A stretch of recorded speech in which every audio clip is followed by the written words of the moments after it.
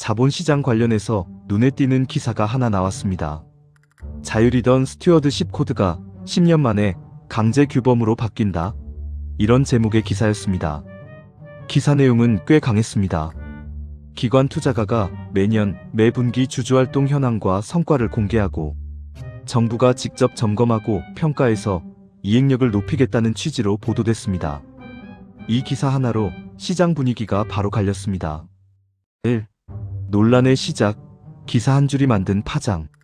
개인 투자자들 사이에서는 이제 기관이 제대로 움직이면 기업도 주주환원을 늘릴 수밖에 없지 않냐는 기대가 나왔고, 반대로 기업과 금융권, 연금 관련 쪽에서는 정부가 투자 판단에까지 영향을 주는 구조가 되는 거 아니냐는 우려가 커졌습니다. 2. 금융위 공식 해명. 아직 정해진 건 없다. 그런데 이 보도 이후 금융위원회가 공식 입장을 냅니다. 금융위는 보도 설명 자료를 내고 스튜어드십 코드 내실화 방안은 검토 중이지만 기사에서 언급된 세부 내용에 대해서는 정해진 바가 없다고 밝혔습니다. 이 말이 지금 상황을 정리하는 핵심입니다. 지금은 확정된 제도가 아니라 논의와 검토 단계라는 뜻입니다. 3. 스튜어드십 코드란 무엇인가? 그런데 여기서 질문이 생깁니다. 정해진 게 없다는데 왜 이런 논란이 커졌을까? 이걸 이해하려면 스튜어드십 코드가 뭔지부터 쉽게 풀어야 합니다. 스튜어드십 코드는 기관 투자가가 투자한 기업을 방치하지 말고 주주로서 책임있게 행동하자는 원칙입니다. 기업이 주주 가치를 훼손하거나 지배구조를 엉망으로 운영하거나 장기적으로 기업 가치를 깎아먹는 행동을 하면 기관 투자가가 대화도 하고 의결권도 행사하고 필요하면 문제 제기도 하라는 겁니다. 중요한 포인트는 경영을 대신하겠다는 게 아니라 주주로서 기본 역할을 하자는 취지라는 점입니다. 4. 사람들이 진짜 걱정하는 포인트. 그러나 한국에서 이 이슈가 늘 민감한 이유는 따로 있습니다. 사람들이 진짜 걱정하는 건 주주권 행사 자체가 아닙니다. 핵심 우려는 정부의 눈치를 보게 되는 구조가 만들어지면 결국 수익률 중심의 운용이 무너질 수 있다는 점입니다. 국민연금은 국민의 노후 자금을 굴리는 투자기관입니다. 정책을 집행하는 기관이 아닙니다. 그런데 주주활동의 기준과 방향이 정부 정책이나 여론과 강하게 연결되기 시작하면 연금의 판단은 항상 정치적 해석에 노출될 수밖에 없습니다. 잘 되면 운이 좋았던 것이 되고 손실나면 정책 판단을 했다는 비판을 받게 됩니다. 이 구조가 반복되면 연금은 점점 논란을 피하는 선택을 하게 됩니다. 5. 과거 국민연금 사례가 남긴 교훈. 그리고 이 우려가 막연한 상상이 아니라는 근거로 사람들이 떠올리는 건 과거 사례입니다. 대표적으로 2015년 삼성물산과 제일모직 합병 사례가 있습니다. 당시 국민연금은 삼성물산의 최대 주주였습니다. 국민연금은 합병에 찬성했고 그 결정 이후 큰 논란이 생겼습니다. 국민연금이 정말 수익률 중심으로 판단했는지 아니면 다른 기준이 작용했는지 정치 개입 의혹이 불거졌고 관련 책임자 처벌까지 이어졌습니다. 이 사건이 남긴 교훈은 단순합니다. 문제가 찬성이냐 반대냐가 아니라 연금의 판단이 수익률이 아닌 다른 기준으로 해석되는 순간 연금은 투자기관으로서 방어가 어렵다는 겁니다.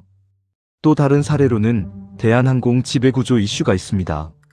국민연금은 적극적인 의결권 행사를 했고 연금이 할 일을 했다는 평가도 있었지만 왜 어떤 기업에는 강하게 하고 어떤 기업에는 조용하냐는 질문도 동시에 나왔습니다.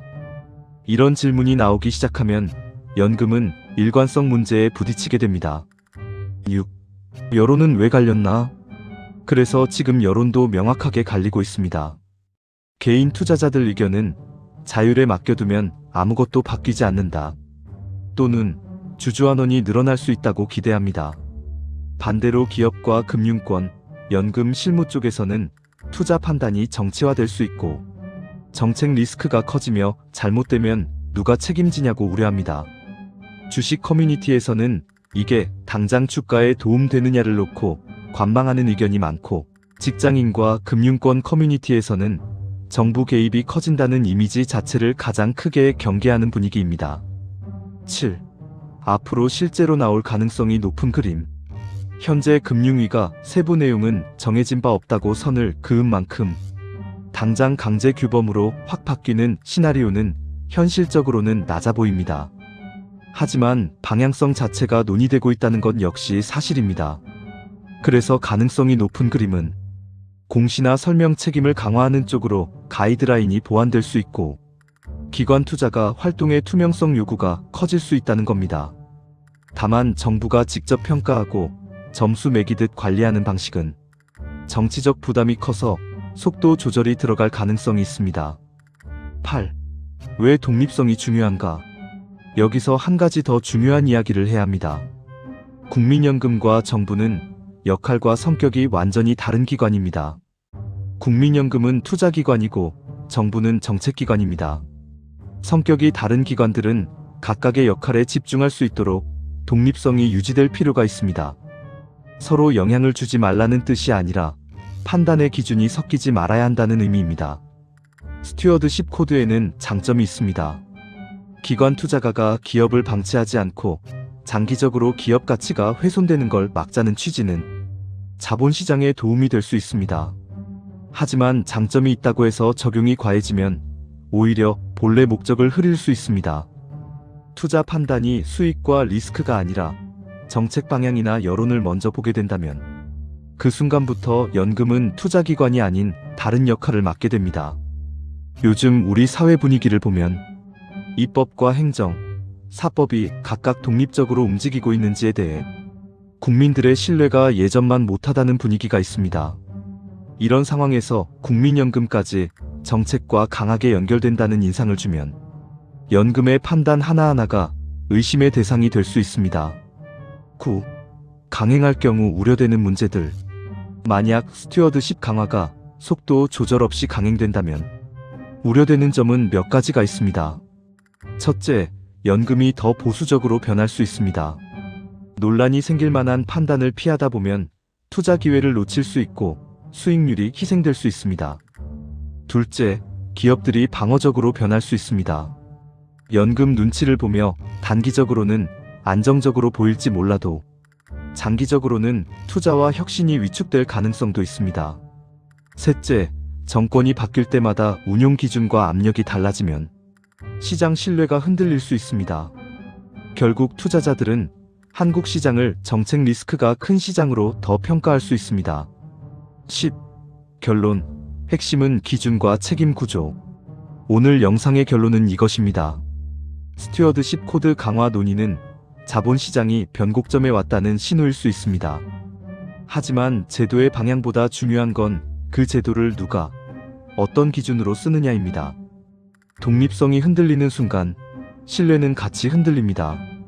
앞으로 금융위가 어떤 방식으로 내실화 방안을 발표하는지, 그리고 그 내용이 수익률 중심의 운용 원칙과 충돌하지 않는지, 이 부분을 우리는 계속 확인해야 합니다. 여러분은 어떻게 생각하시나요? 스튜어드십 코드가 강화되면 국민연금 수익률에는 도움이 될까요? 아니면 오히려 정책 리스크가 커질까요? 의견을 댓글로 남겨주시면 좋을 것 같습니다.